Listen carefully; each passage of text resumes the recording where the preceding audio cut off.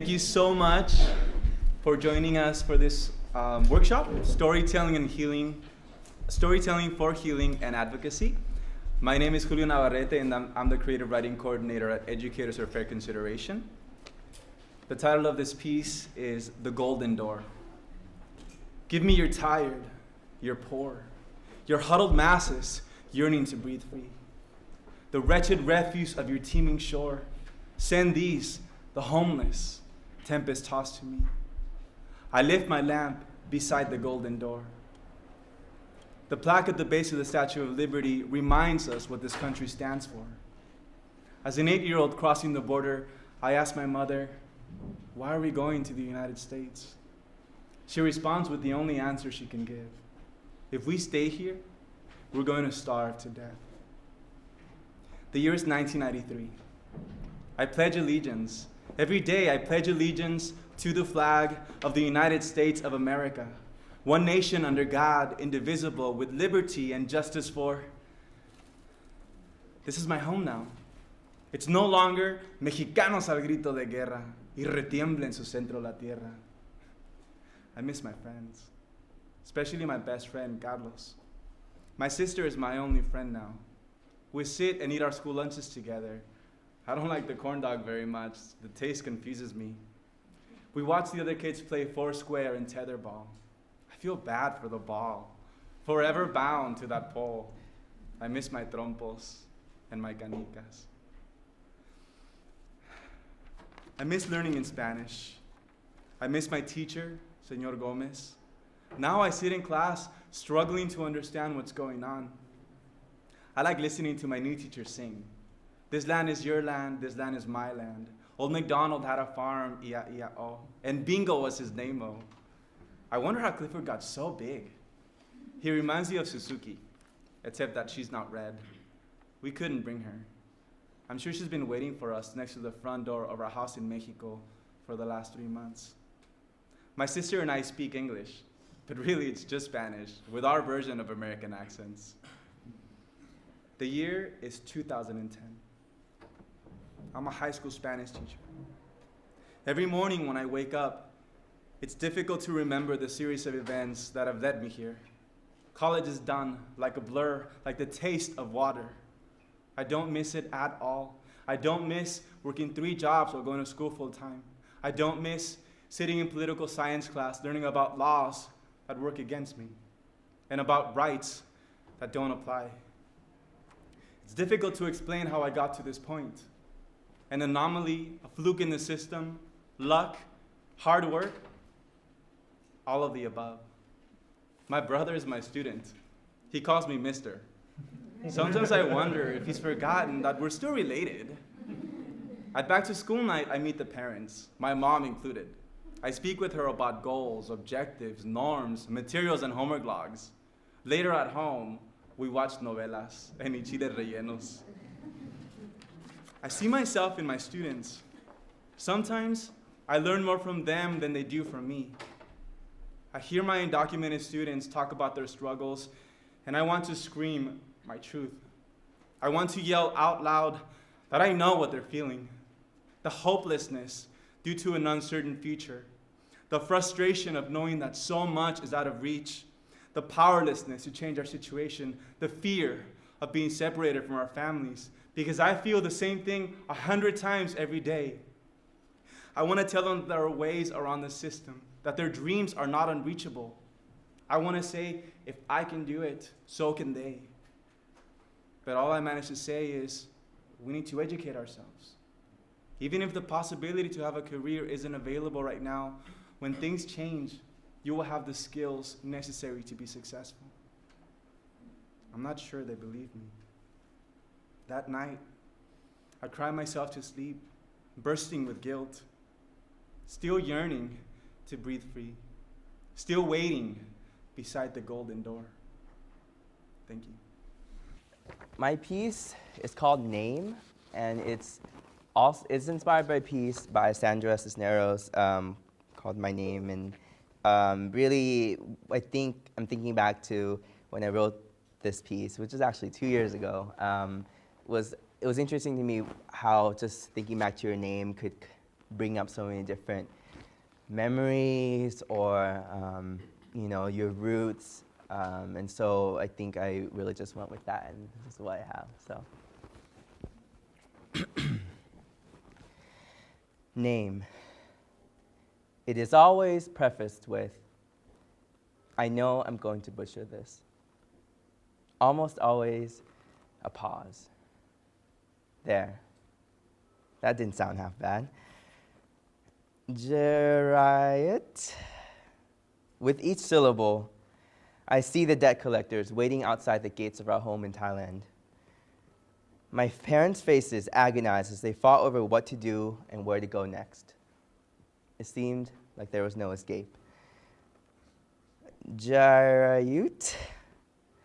With each syllable, I returned to that one-bedroom apartment in Milpitas, where my brother, sister, and I crammed into one bedroom, while my parents slept in the living room right next to the kitchen and the dirty shoes. Jirayut. With each syllable, I relive each time I had to ask others to repeat themselves so I could absorb and use as much English as I could. Jirayut. With each syllable, I called Dr. Jose Cueto, my mom's gynecologist, to tell him of the sharp pains that she still had months after surgery. There was no other Thai translator. Jirayut. With each syllable, I remember why I must step forward. More than just a remnant of my own past, I cling on to my name through the most desperate of times. I see the goals I have yet to reach. They are in sight. I know how to change this. I will get scholarships, I will graduate, and I will become a doctor. My name, Jirayut. Persistence, perseverance, long fighting. Thank you. Hi, my piece is called Two Masks. And this piece was inspired by a piece called Sonrisas, which is about living in two different worlds. When I was doing my undergraduate here at UC Berkeley, I was commuting. I couldn't live on campus because I couldn't afford it. So I commuted from Fremont, California every day back and forth using BART, getting dropped off at BART. So the entire trip took an hour and a half one way, 3 hours every day. And I couldn't afford my tuition, transportation, so I worked as a waitress over the weekend. So it was weird for me in a way, because when I was here, I was surrounded by people who talked about graduate school, medical school, law school, things that I knew that were too expensive, things that I knew that I couldn't do. And then as a waitress, no one cared that I went to Berkeley. It was more of, how fast the food comes out. If you can put that smile on your face, every single customer. Getting yelled at constantly by customers, things that, you can't control that aren't your fault. And so it was hard, and at that time, I didn't really see a life outside of that. I thought that waitressing, it was the most that I could do in this country. I didn't, even though I was going to Berkeley, I knew that after I graduated, there was nothing for me. And I worked for 2 years after I graduated as a waitress, always answering that question, why don't you graduate from Berkeley? Why don't you get a better job? So I'm going to read my piece, Two Masks. I'm a student by day. I spend hours in lecture halls. Nadia, did you understand what he was saying? No, I was having a hard time staying awake. I'm a waitress at night. I spend hours taking orders. Hi, my name is Nadia. I'll be taking care of you today. Can I start you off with anything to drink? I'd like to order water with lemons. Oh, and can you bring sugar packets as well? I study and I take exams. That test was so unfair. I know that question wasn't even in his notes. I handle customer complaints. How did everything come out with your food? My meat was undercooked. These mashed potatoes are cold. I need to speak to your manager. I dream like the others. of things I'll do when I'm done. Nadia, what are you going to do when you graduate? I'm going to take the MCATs, applying to medical school, try and look for a new job, knowing deep down that this is not within my reach. And like my coworkers at the restaurant, I dream of the day I can get a new job. If you could have any job in the world, what would it be? I'd like to be a doctor, work for myself, anything that's not waitressing, knowing deep down that this is not within my reach. Thank you. This is the second time today that I've had to read after Nadia, and I always get choked up during her piece, so I'm going to do my best to read this coherently. So this piece is called Collateral Damage, and it was inspired by my experiences as an activist in the DREAM movement. A lot of the times in spaces that I've been in, sharing or bringing up different identities that you have other than, an undocumented person is portrayed or taken as problematic or not conducive to the goal or whatnot. But having multiple identities is what makes you you. And for me, why I wanted to be involved in the movement and do activism, it had a lot to do with love. And a lot of people that this piece was inspired by have been motivate or their motivation now in the movement is hate, and I think that we need to get back to love. Okay, so this piece is called Collateral Damage. I've been the dreamer, venerated and vilified, unautonomous automaton of the movement, exalted and adored by pious hordes, adorned with the wings of the meritocracy's own creation. To fruition I came from their agenda, no longer human, I hover and soar above the multitudes. My own ideologies and heart are a non-issue, irrelevant to the cause. I look forward to the day when I am no longer of use, disuse, refuse, an object to discard, disregard, forget, or destroy. No longer a pawn left for fodder, no longer bound by loose ends, free to become, free to dream my own dreams. Thank you. But we'll get started with one question that I have, and then I'll open it up to everybody. The question is, as undocumented students, why do you think it's important to share our personal stories, and how can they help us change people's opinions about us? So for me, well, I guess undocumented immigrants are always seen in the media, but mostly I grew up with such a negative image. It's an identity that I took in. I always felt that I was guilty of something, ashamed always, that everything that I had, everything that happened to me I deserved, because somehow it was my fault. And the media helped a lot with this, and this is what other people see. Some people in other parts of the country aren't exposed to undocumented people on an everyday basis. All they judge and see is what's exposed in the media, and that's all they do. I mean, that's, all that they're exposed to. But when you start realizing that, it could be your daughter's best friend, your student, person next door, you start realizing that undocumented people are real people with dreams, with hopes, with goals. It's important to show that face, to give, a story. I told my friend's mom my personal story, and before that she wasn't aware of the issue. She didn't really care about the issue. But after I told her what I've been through, like that day, like she cried when she heard my story, but after that she became such a huge advocate, and she's one of my closest friends now. So I know that just telling your story makes such a huge difference. I mean, I have a similar experiences, and I do agree that it's putting a face to the issue. Similarly, I told, in May, I spoke with KQED, the radio, and it played on NPR, and and suddenly I get all these texts and emails from parents and friends and high school teachers that haven't talked to in 4 years, and but it was all supportive, and you know, it ranged from them not knowing about this cause, this issue, to you know, they're just reaffirming and offering their support. And so I mean, I think it needs to get out there, and it's way more effective than statistics or whatever. So I think stories are the most compelling way to engage people.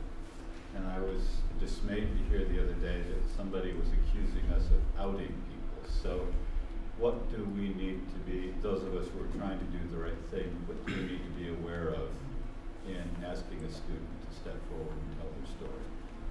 I mean, speaking from my own experience and how I came to terms with slowly being able to share my story, and even after writing it, in what spaces do I share it in? It really is, everybody has their own specific circumstance, and the risks are out there and they're real. So I think acknowledging that, not belittling it, but you know, work with the particular person at their own pace, and I mean, drive the point to show that the reason that telling your story is so important is because, you know, you come out and you convince people, and also you know, get community support, and there's all these really good benefits, and that's just to why you should do it. But realize that you can't rush it at times.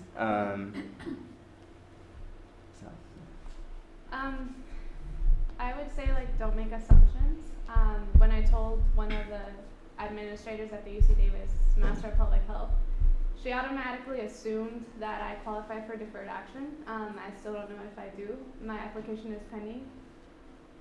And she was just like, oh, when you get your work permit, then, you know, we can find you a job. And so, you know, there's that.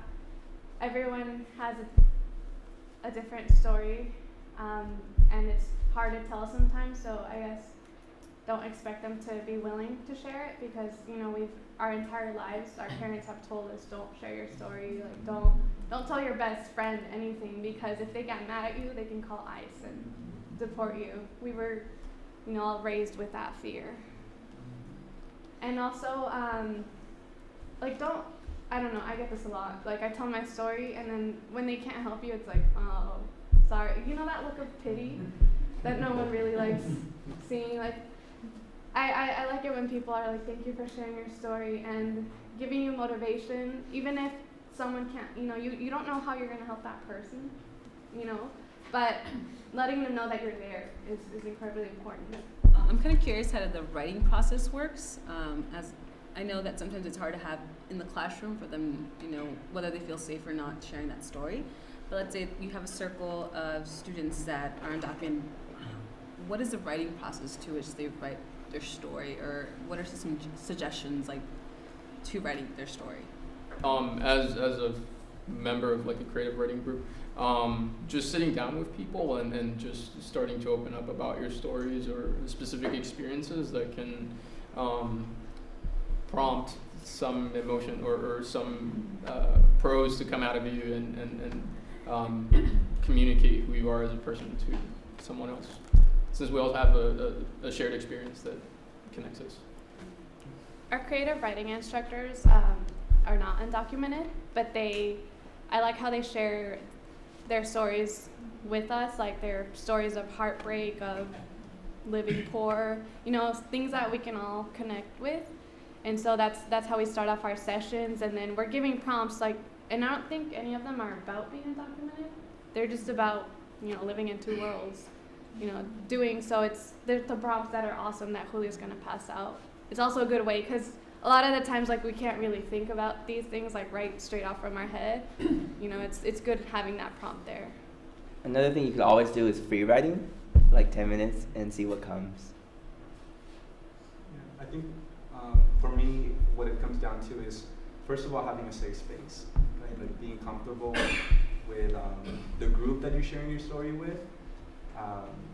Because if that's not there, then it's really hard to access and be able to open up with those memories.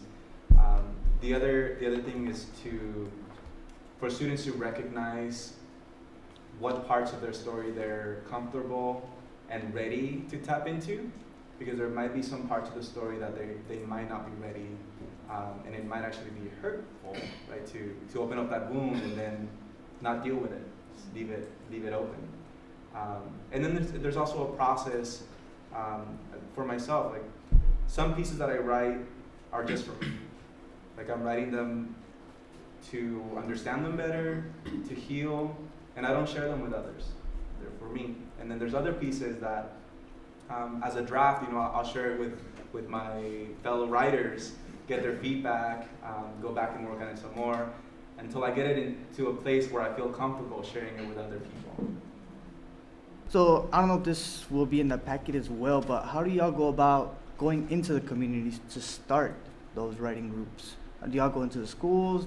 Who do you speak to first? What we are exploring right now is the possibility of offering these creative writing workshops to students beyond our community, so offering them to other college students in the Bay Area, or potentially other high school students as well. We don't currently offer that service, but it's in the plan for this year. But I mean, really, it's us, right? Like, we are here to learn, and we are the ones who can now take this information back to our communities and try to get something started, try to get a group formed. If there's a dream club at your school, for example, how to incorporate storytelling, creative writing into that space. I think just anywhere. I think an important thing too within the immigration reform movement is like stories of our parents, and so that's something that I represent also Aspire, which is an API youth group, and so we're thinking of like how to bring their stories out. Who they don't write, they may not even speak English that well, but bring it up, and it's all. I think it's all a matter of like, because we don't have backgrounds in writing or in English, but it's like coming to the point to realize like, there is something that I can write about. Students that struggle with writing, that really affects them. I noticed that it really affects them, especially students that English is their second language. How do you make writing cool? You guys are so cool in your writing. What do you do? What is your secret? Because I know that they have stories, and verbally they have told them, but I know how powerful it is to put it in writing, and to get our students to not feel like, oh my God, they're going to check my grammar, oh my God, they're going to think this, and how does that happen? Specifically with the language question, I think we've probably even done some of that, like some folks who, whatever you feel, so it might be in a different language, their native language first, and then it's all a matter of like getting that out there, and then whether you can use that or not, whether later on you're going to translate it into your final piece or you keep it that way. I think a part of it is really strong when you hear something in your native language. So I think maybe that's some ways of approaching that. I think for me, I also didn't like writing. I didn't see myself as a writer, and it was coming to these events and hearing other people's stories, and then I was like, I can do this too, and then and knowing that writing is always a process. It's about revising. It's my first draft, probably was crap and didn't make sense, but then I read it and had it edited, and then it came out the way it did. So I think it's like just like having them see these videos. I don't know.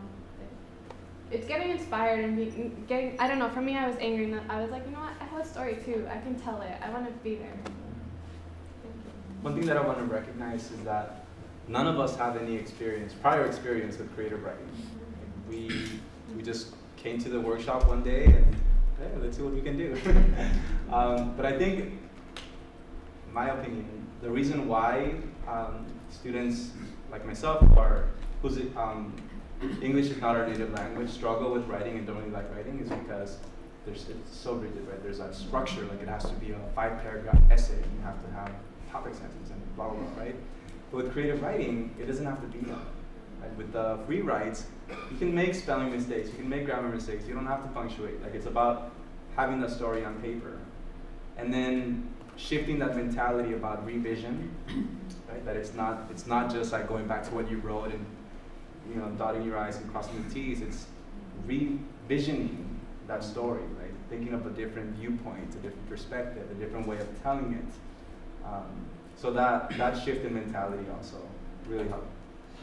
So my question is, so if you had the opportunity, and I heard that you were on NPR, you know, the radio interview and all that stuff. If you had the opportunity to be on a national platform, right? You have this media spot. What would be a message that you want to communicate in that sphere that would have helped you when you were in that time of need and you were watching that, right? Because I think that's something that now I want to go home and ask my mom too. What would you have said, or what would you want to say? And as creative writers, I feel like y'all are the best person to first ask that question too. So one message, I don't know, whatever comes. The stories that are portrayed in the media that affect me the most are the ones that are the most passionate. And so, like, I've seen like a lot of like really angry people, like, this is why you're wrong, blah blah blah blah. But so like if like I would have liked to have seen someone say something to the extent of, you know, to rip from like one of the pieces I read earlier, like, you're thriving in a system of antiquated and broken laws. And like, you know what, like a lot of the stuff that happened in Nazi Germany was like the law back then. And you know, just because something is a law doesn't mean that it's good. So just acknowledging the fact that, you know, yes, we're here and we're undocumented, but it doesn't mean that the law is, you know, this thing that is all-encompassing and correct. I want to add to what Irving was saying. I think I grew up like kind of seeing the law as the law that it couldn't be changed. And now, as I see all these deportations being stopped, so many things happening because we're advocating for that change. So I would have liked to have known that it was possible to do that. I didn't see that when I was younger, so I just accepted things the way they were, you know, and that's why I really never said anything about my status, because I didn't think it could change anything. But now I know that it can change everything. So I would have liked to have heard that when I was younger. And I was just curious, is this creative writing workshop the first time you guys shared your story, and would it have benefited you more than it would have been early on in your education? It's interesting the part you said, would it have been more beneficial for me to come out earlier, to share my story earlier? And I think yes, like definitely. For me, I went through high school, first 2 years of college, not doing so and not knowing anyone else who's in the same situation outside of my family. And it really was through, so the way with our first E4FC first creative writing workshops were in the summer of 2010. And that was when I first did it, and it was a summer-long thing, and it was only because of that I'm where I am now. Like, truthfully, learning to share my story on so many different levels. Like, I mean, academically, share my stories, getting scholarships to continue my education, but also on a personal level, to going back to my friends in high school and going through that process. Like, I mean, it took like 45 minutes to be like I was next to my friend and I was like, okay, it's coming. I'm gonna say something, and it wouldn't come out. And 2 years now after that initial very transformative year, it would have been so much helpful to have done it earlier.